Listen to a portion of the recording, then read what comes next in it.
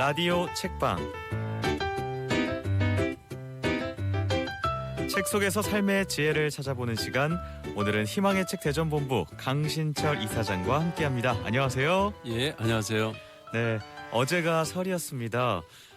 교수님 새해 복 많이 받으시고요. 올해도 건강하시고 또 무탈하시고 이루는 한 해 보내시기 바랍니다. 오늘은 어떤 책 소개해 주실 건가요? 네, 오늘은 유발 하라리가 쓴 사피엔스 유인원에서 사이보그까지입니다. 이 책 유명하죠. 저도 읽어봤습니다. 유발 하라리.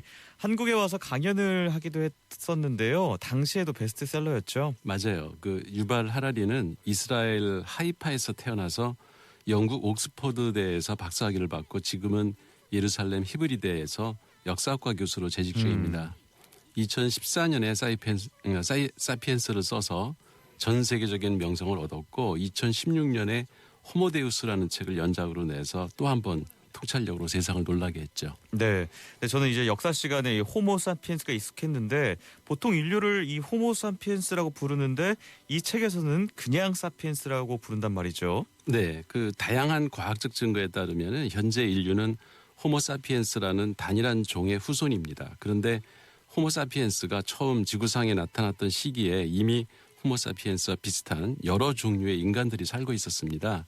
수십만 전의 그러니까 진화 과정을 거쳐서 결국 지구 환경의 변화 속에서 가장 잘 적응한 하나의 종, 즉 호모 사피엔스만 살아남아서 우리 조상이 된 건데요. 그러니까 지구의 역사를 이야기하려면 호모 사피엔스의 역사만 볼 것이 아니라 인간에는 어떤 친척들이 있었고 그들은 왜 사라지고 호모 사피엔스만 살아남았는지 알 필요가 있다는 의미에서 호모를 떼고 사피엔스라고 책 제목을 단 겁니다. 예, 그야말로 인류 전체의 역사를 집대성한 걸작이라는 생각이 듭니다. 그런 평가도 많고요. 네, 보통 우주의 나이를 138억 년, 지구의 나이를 45억 년으로 보죠.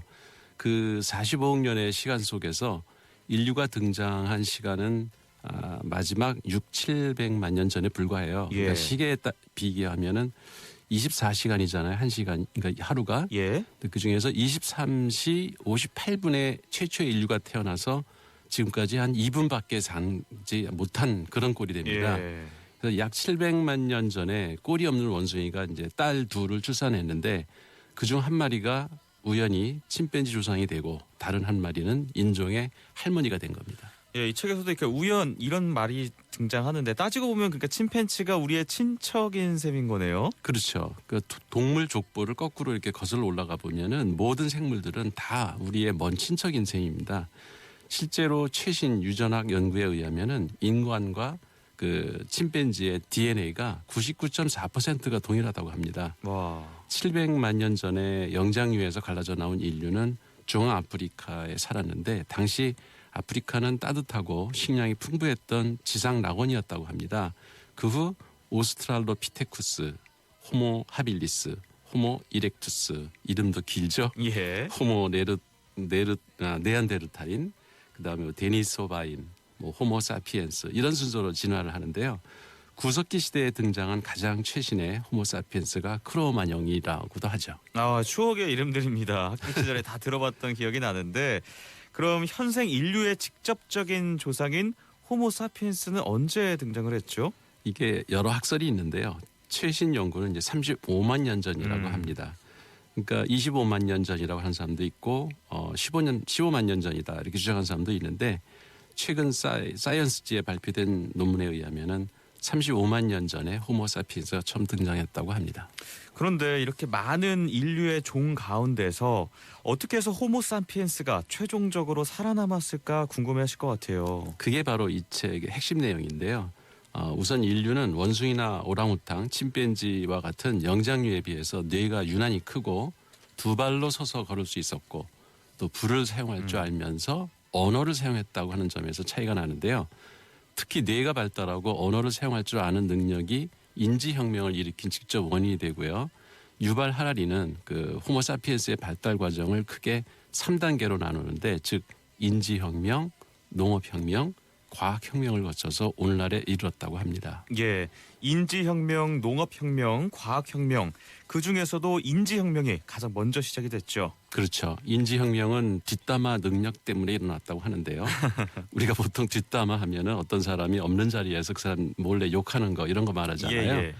그러니까 실물이 없는데 그 실물에 대해서 이야기를 해도 서로 알아들을 수 있는 능력. 그게 이제 의사소통 능력인데 그런데 가상의 세계를 만들 수 있는 능력이 다른 동물에겐 없어요. 이게 이제 하나의 혁명인 거고 그 네안데르탈인이 우리 호모사피엔스보다 덩치도 크고 그 아주 우수했다고 해요. 그 예. 뇌도 크고 그랬는데도 불구하고 호모사피엔스에 대해서 멸종을 한 거는 바로 이 인지혁명을 못 일으켜서 가상의 세계를 못 만들었다는 게 치명적인 약점이었다고 합니다. 생각해보니까 그 뒷담화라는 것 자체가 진짜 가상의 세계 없는 사람에 대해서 얘기를 나눈다. 혁명이라 볼 수도 있겠네요. 그런데 수만 년 전에 인간에게 이 뒷말하는 능력이 있었다는 거를 어떻게 알 수 있죠 지금? 그게 참 그 과학의 힘인데요. 1939년에 독일의 슈타델이라는 마을 동굴에서 사자 인상이 발견이 됐어요. 근데 탄소 연대 측정을 해보니까 약 3만 5천 년 전에 만든 거라고 합니다. 당시 그 동물의 화석을 아무리 찾아봐도 머리가 사자이면서 몸은 사람처럼 생긴 동물은 없었기 때문에 이 사자 인상은 인간이 상상해서 만든 가상의 동물이었던 거죠. 네. 지구상에 없는 물건을 만들어낼 수 있는 인간의 상상력이 인지혁명을 가져온 거고요. 그런 인지혁명 덕에 신화와 종교 그리고 법률, 화폐, 제국주의, 민주주의, 자본주의 이런 것들 가상의 그 질서, 상상의 질서라는 걸 만들어낸 거죠. 네, 참 이 책을 읽다 보면 이런 부분들 때문에 더 재밌고 빨리 쉽게 읽히지는 부분들이 있어요. 네. 뭐 이후에 언급해주신 뭐 농업혁명이나 과학혁명은 책을 읽어보실 분들을 위해서 또 남겨두기로 하고요. 교수님은 특히 인상에 남았던 이 책을 읽으면서 그런 부분 한 구절 소개해 주실까요? 예, 초반부 10쪽에 나오는 이야기인데요. 저자가 이 책을 통해서 인류에게 하고 싶은 말이 잘 요약되어 있습니다. 전 세계 모든 지역 사람들은 놀라운 신기술에 접근할 수단을 가지려고 고군분투하고 있다. 하지만 이 기술은 우리에게 그것으로 무엇을 하라고 말하지는 않는다. 유전공학, 인공지능 그리고 나노기술을 이용해서 천국을 건설할 수도 있고 지옥을 만들 수도 있다. 현명한 선택을 한다면 그 혜택은 무한할 것이지만 어리석은 선택을 한다면 인류의 멸종이라는 비용을 대가를 치를 수도 있다. 현명한 선택을 할지 여부는 우리 모두의 손에 달려 있다. 이런 말이 있습니다. 네, 참 보다 보면 이렇게 의미심장한 느낌이에요. 던지는 중요한 메시지 같기도 하고요. 네. 최근에는 AI를 활용해서 세상을 떠난 이들의 목소리를 복제해내기도 하고 또 그 얘기도 있었어요. 뉴스에서 박세리 선수가 AI와 골프 경기를 하는 영상을 뭐 이렇게 보기도 했는데 뭐 딥페이크 기술도 있고요. 네. 이런 기술들이 미칠 악영향 또 부작용에 대해서도 철저히 따져봐야겠다는 생각도 듭니다. 그렇죠. 인류가 근 500년 동안 이루어놓은 과학혁명의 성과에 너무 취해서 자연을 파괴하고 있고 인류의 생존을 위협하는 잘못된 선택을 하고 있는 건 아닌지 반성을 촉구하는 메시지가 이 책에 담겨 있습니다. 네. 마지막으로 이 책을 읽으면서 눈여겨보면 좋을 부분이 있다면 말씀해 주실까요? 예, 유발 하라리가 다른 학자와 달리 역사를 어떻게 바라보는지 유심히 우리가 살펴보면서 이 책을 읽어야 되는데요. 그는 물리학이나 경제학과 달리 역사는 정확한 예측을 하는 수단이 아니다. 역사를 연구하는 것은 미래를 알기 위해서 공부하는 게 아니고 우리의 지평을 넓히기 위해서다.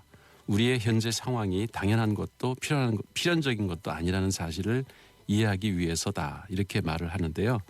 다시 말해서 인류 역사는 인간이 선택한 결과로 이루어진 것이지 필연적인 결과가 아니라는 겁니다. 따라서 역사를 공부하는 목적이 과거를 토대로 미래를 예측하는 것이 아니고 바람직한 미래를 만들기 위해서 지금 우리가 어떤 선택을 해야 하는지 그 지혜를 얻기 위한 것이라는 유발 하라리의 메시지를 잘 간파하면 이 책을 제대로 읽게 됩니다.